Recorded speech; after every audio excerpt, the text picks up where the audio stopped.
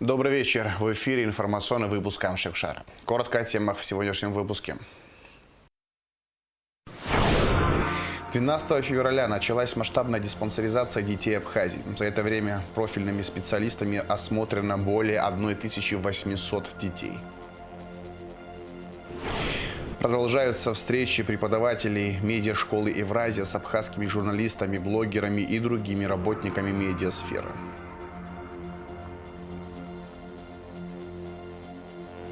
В рамках подписания меморандума о взаимодействии России и Абхазии Сухумский лицей-интернат оснащен новыми интерактивными досками и компьютерами.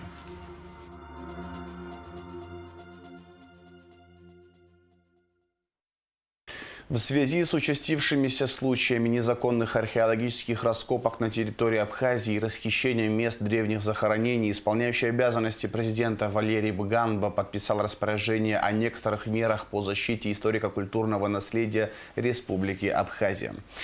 Согласно документу, деятельность по поиску или изъятию археологических предметов из мест залегания на поверхности земли, в земле или под водой, проводимая без разрешения Госуправления охраны историко-культурного наследия Абхазии, запрещена.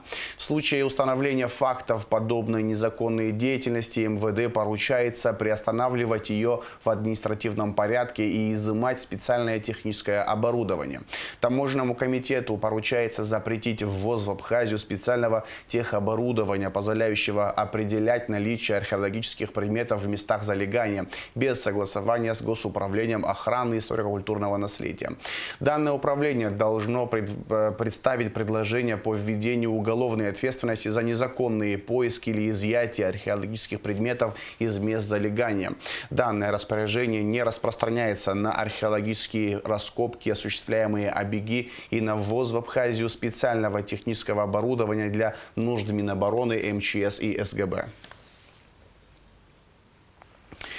12 февраля началась масштабная диспансеризация детей Абхазии. Для осмотра и профилактики здоровья детей из Москвы прибыли 10 узкопрофильных специалистов. За это время специалистами осмотрено более 1800 детей. Исполняющий обязанности министра здравоохранения Эдуард Будба провел пресс-конференцию, где рассказал о ходе и результатах диспансеризации. В пресс-конференции также приняла участие одна из школьниц Абхазии. По договоренности с Российской Федерацией 12 февраля началась масштабная диспансеризация детей Абхазии. Для осмотра и профилактики здоровья детей из Москвы прибыли 10 узкопрофильных специалистов. Детский хирург, педиатр, уролог, андролог, психиатр, офтальмолог, врач УЗИ, кардиолог, эндокринолог и невролог. Первыми российские медики осмотрели учеников Сухумской школы номер 10. В последующем диспансеризация охватит не только городские, но и отдаленные сельские школы по всей республики. Многие родители побаиваются отправлять своих детей на осмотр, но, как поделился министр здравоохранения Эдуард Будба, каждый врач относится к каждому школьнику с теплом и заботой, а сама диспансеризация необходима для сохранения здоровья нации. Большая работа была проведена уже. На данный момент у нас было осмотрено более 1800 детишек профильными специалистами Российской Федерации. Это научный центр здоровья детей. Это бригада из Саратова, это бригада из Воронежа, бригада из Адыгеи. Очень узкопрофильные специалисты, которые работают в республике, будут нам и в будущем также помогать. Эти бригады будут ротироваться, потому что диспансеризация запланирована до конца мая месяца этого года. Поэтому вот те крупные специалисты, они будут также сюда приезжать. Вот. Также мы говорим о том, что приезжал, вы знаете, и крупный аллерголог-иммунолог Андрей Петрович Продеус. Вот, осматривал детишек и в республиканской больнице, и осматривал в инфекционной больнице, проводил консилиумы. Также есть у нас вопросы взаимодействия, которые уже налажены. В состав бригад включены и абхазские специалисты. Такая масштабная диспансеризация школьников проводится в Абхазии впервые. Ранее Минздрав совместно с другими благотворительными организациями также обследовали детей, но это были точечные выезды. Диспансеризация населения проходит на добровольной основе с информированным согласием родителей. То есть родители подписывают единственный документ, он называется информированное согласие. Так как мы берем кровь из вены, делаем ультразвуковое исследование, делается электрокардиография, осматриваются профильными специалистами, поэтому это такое международное правило для родителей. Родители подписывают информированное добровольное согласие. Поэтому я хотел бы сказать, что все анализы крови, мочи, они проводятся и забираются нашими сотрудниками. Медицинский персонал средний – это абхазские коллеги из Республики Абхазия. Значит, биоматериал, кровь, моча везутся на базе лаборатории Республиканской больницы города Сухум. Никакой материал никуда не вывозится. Все здесь мы на месте решаем. Никакие прививки дополнительные, никакие вещи не производятся детишкам. Значит, только диспансеризация, только диагностика. Как показывает практика, в основном дети нашей страны здоровы, но есть и исключения. Так, у одного из школьников обнаружили камень в почке. Никаких симптомов у ребенка не было. Все данные о здоровье детей специалисты перенаправляют в лучшие клиники России. Даже если ребенок по определенным обстоятельствам не смог попасть на диспансеризацию, то он без проблем может присоединиться к любой группе школьников. Современный мир, экология диктует свои нюансы. Есть детки с особенностями по здоровью. И первые родители уже провели своих детей на второй этап диспансеризации своей поликлиники, больницы. Я хотел бы еще дополнительно сообщить, что вот тот комплекс мероприятий, который сегодня проводится российскими коллегами, эта информация будет оцифрована и передана в поликлинике по месту жительства детей. Даниэла Сакания, учащаяся Очимчирской школы-интерната, поделилась своим опытом в диспансеризации. В будущем она хочет связать свою жизнь с медициной. Вот для меня диспансеризация – это вообще важный аспект заботы о здоровье детей. И вообще с самого детства я никогда не боялась никаких обследований, никаких осмотров. И когда я узнала, что к нам приезжают такие специалисты, я была очень удивлена и скорее хотела принять в этом участие. В связи с погодными условиями, установившимися в последние дни, диспансеризация была приостановлена, но будет возобновлена. Всего планируется приезд от 5 до 7 врачебных бригад, работа которых будет осуществляться до конца учебного года. Ульяна Рожкова, Нарсаут Цулуке, Абхазское телевидение. Фонд «Круг добра» и КБФ «Ашана» подписали соглашение об обеспечении на территории Абхазии детей с российским гражданством препаратами для лечения тяжелых и редких заболеваний, сообщает Абснепресс. Соглашение подразумевает детальное взаимодействие, обмен информацией, консультирование, помощь экспертов в области лечения редких заболеваний. Дети с российским гражданством теперь будут получать в Абхазии необходимую медицинскую помощь, поддержку и сопровождение специалистов. Встречи преподавателей медиашколы «Евразия» с абхазскими журналистами, блогерами и другими работниками медиасферы в рамках выездного тура в Абхазию продолжаются. 26 февраля руководство и коллектива ГТРК встретились с медиаэкспертами проекта. Подробности встречи у Гугу Цивардани. Руководство и коллектив АГТРК тепло встречают преподавателей медиашколы «Евразия». Тем для обсуждения много, но главное – сотрудничество. В начале беседы гости поделились впечатлениями от прошедших накануне мастер-классов, отметив, что среди участников было много сотрудников абхазского телевидения, как молодых, так и уже опытных. Было очень приятно вчера, когда пришли ваши журналисты, режиссеры, ваши сотрудники, задавали интересные вопросы. Видно уровень подготовки ваших специалистов, потому что те вопросы, которые задавали, было понятно, что люди в теме, люди понимают, как строится работа, знают новые какие-то тенденции. То есть это было прям вот очень приятно. Приятно было, наверное, то, что, наверное, мы тоже смогли принести какую-то информацию, которая им была интересна. И нам бы хотелось продолжить вот наше взаимодействие, наш обмен опытом, чтобы мы могли тоже привнести что-то в вашу работу, может быть, там, имея наш опыт. Обменяться опытом, повысить квалификацию, обучить молодых специалистов, организовать еще больше мастер-классов, увидеть, как работают российские телеканалы. Такое сотрудничество даст свои плоды, отметили участники встречи. А есть, где надо, вот, может быть, стажировка или, может быть, какой-то сжатый курс лекций или, может, занятий, да, вот, провести. да, чтобы здесь вот, потому что большое число людей, вы понимаете, отправить и так далее, это вот бывает, что сложнее, и финансово, материально нам обеспечить это, наверное, непросто.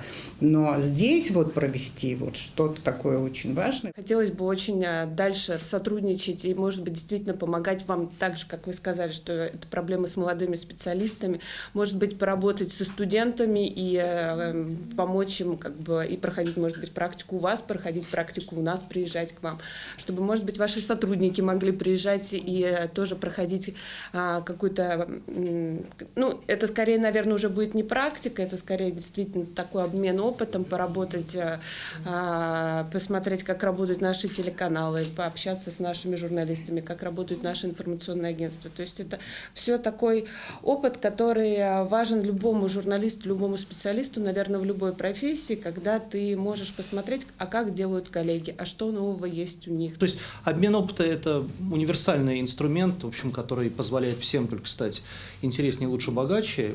Это, в общем-то, в любой области, что, не знаю, от горной промышленности до журналистики, надо всячески вот обмениваться, разговаривать, смотреть, как работают одни, как другие, тогда все только будут расти. Речь зашла и о развитии кинематографа, ведь 26 и 27 февраля в Абхазии пройдет международный кинофорум фестиваля кино стран Евразии. За 2 дня в кинозале Музея боевой славы покажут лучшее кино «Евразия Кинофест». Среди фильмов и работа молодого талантливого абхазского кинорежиссера Наура Гармелия «Последняя цена».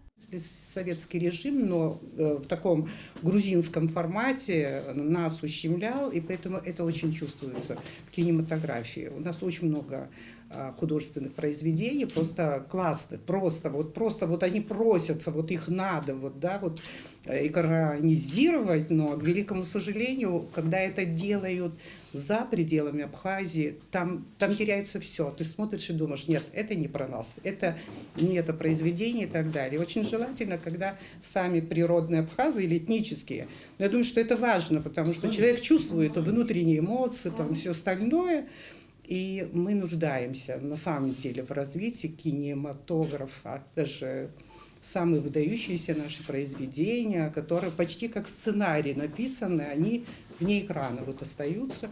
И, может быть, на самом деле Наур даст какой-то импульс развитию кинематографии в Абхазии. Важные встречи в рамках выездного тура медиашколы Евразия продолжаются и обещают стать началом чего-то нового и интересного. Гугут Савардания, Фатима Гергия, Рамо Камкия, Абхазское телевидение. В рамках подписания меморандума о взаимодействии России и Абхазии Сухумский лицей-интернат оснащен новыми мобильными интерактивными досками и компьютерами. Также новым оборудованием будут оснащены все школы республики. К обучению учителей в новом для них направлении приступили представители Армавирского государственного университета. Подробнее в репортаже Ульяны Рожковой. Абхазия и Россия находятся в постоянном диалоге и вместе работают над повышением качества образования. В дар абхазским школам было передано 22 мобильных компьютерных класса, своеобразных производственных IT-станций, которые помогут учителям и учащимся проводить уроки более качественно и интерактивно. Такой подарок станет значимым шагом в новое цифровое будущее. Одним из основных направлений сотрудничества между Российской Федерацией и Республикой Абхазия является развитие системы образования в республике, ее совершенствование, в том числе развитие инфраструктуры образовательных учреждений. Буквально на прошлой неделе мы передали очередную партию автобусов школьных, а также интерактивные панели для школ. Сегодня мы передаем в дар Республики Абхазия для учащихся школ 22 мобильных компьютерных класса.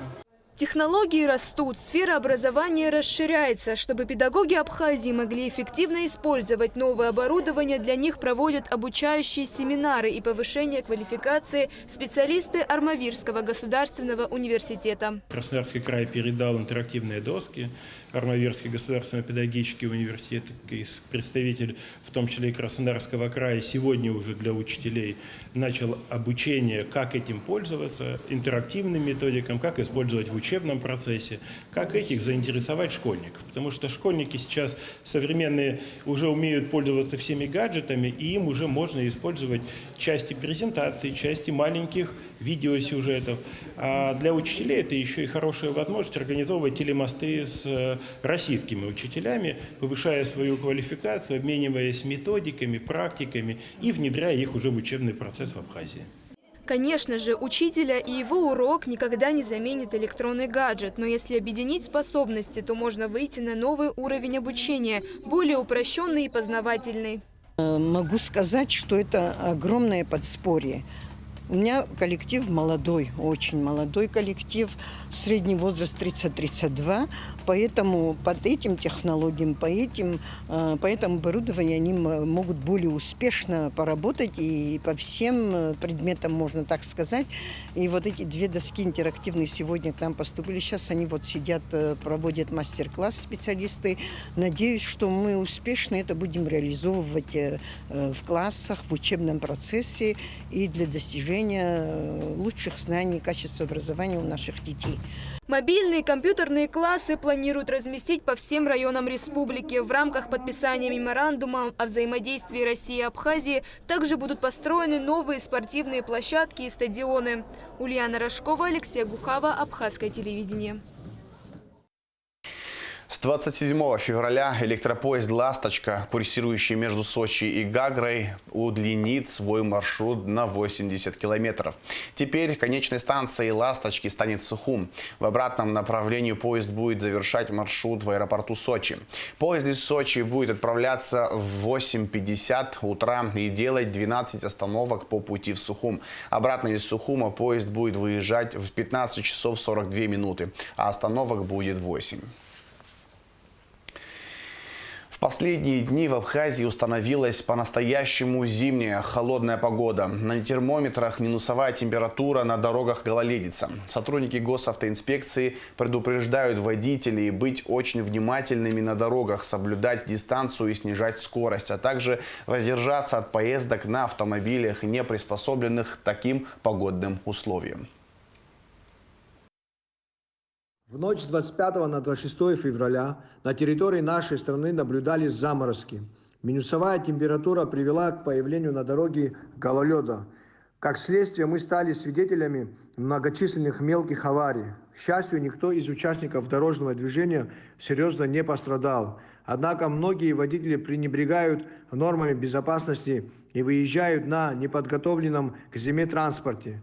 На участках повсеместно образуются заторы. На данном этапе наши сотрудники справляются с имеющимися трудностями. Все заторы своевременно ликвидируются. Вместе с тем, очередное понижение температуры ниже 0 градусов мы ожидаем в ночь с 26 на 27 февраля. Мы призываем граждан быть предельно внимательными при проезде мостов, подъемных участков. Сотрудники госавтоинспекции несут круглосуточный режим службы и взаимодействуют с профильными структурами. Мы в плотном контакте с Абхазавтодором. Своевременное посыпание дороги песком, особенно на участках с подъемами, значительно облегчает движение как легкового, так и грузового автотранспорта. Однако еще раз призываю водителей воздержаться от поездок на собственном транспорте на дальнее расстояние в случае его неподготовленности. Как сообщила нашей программе специалист Института экологии Сидах Салба, такая холодная погода продержится в Абхазии до конца недели. Затем ожидается небольшое потепление. Сегодня более оправдываются кратковременные прогнозы. Это порядка не более 3 суток. На сегодняшний день той информации, которую мы обладаем на основе наших автоматизированных систем, могу смело заявить о том, что больше мы не ожидаем снега. Конечно, в горных районах они будут продолжаться, но в приморской зоне Абхазии уж точно выпадения осадков больше мы не ожидаем. Сегодня и завтра, в четверг, это 26 и 27 в дневное время суток, мокрый снег кратковременно ожидается в Чимчирском районе, то есть в восточной части Абхазии. Это исключительно связано с уходящим циклоном, идущий именно с севера. Поэтому в центральной части Приморской зоны, начиная от Сухума и до границы ПСО, осадков не ожидаются. Будет пасмурно-облачная погода. В четверг, 27-го, погода проясняется, уже будет солнечно. Дневные температуры, соответственно, будут положительными. В среднем это порядка 5-6 градусов. А ночные температуры, к сожалению, они будут оставаться отрицательными. До 3 марта не ожидаются осадки. 3 марта пройдут кратковременные дожди. 1 марта у нас будет пасмурно с прояснениями погоды. В четверг, 27 февраля, в Абхазии местами ожидается слабый снег, в горах снег, налипание на проводах, гололедица. Температура воздуха ночью -1, -6, днем 0, +5 градусов по Цельсию. Температура морской воды +8 градусов.